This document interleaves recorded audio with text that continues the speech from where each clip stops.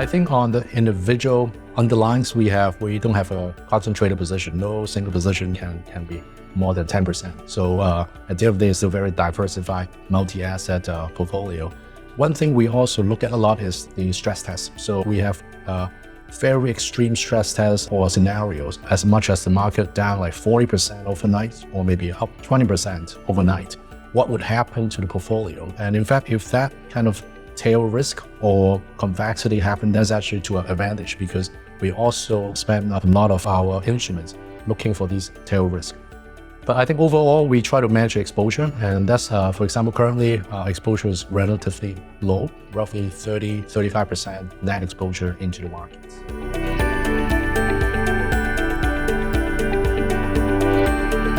Within our fund, we do have the tail risk management.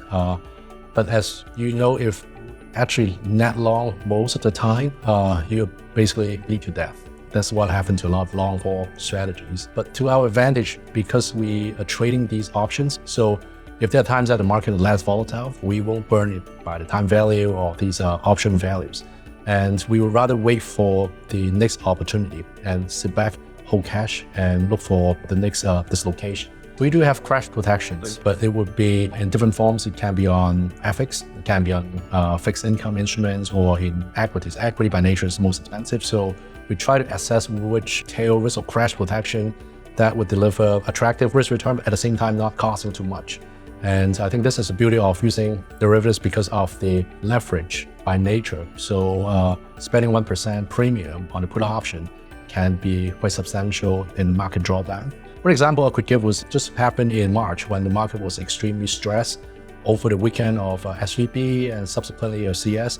These crash protection came into place, giving us good protections and also some strong, good returns if the market collapse or down like 20 or 30%.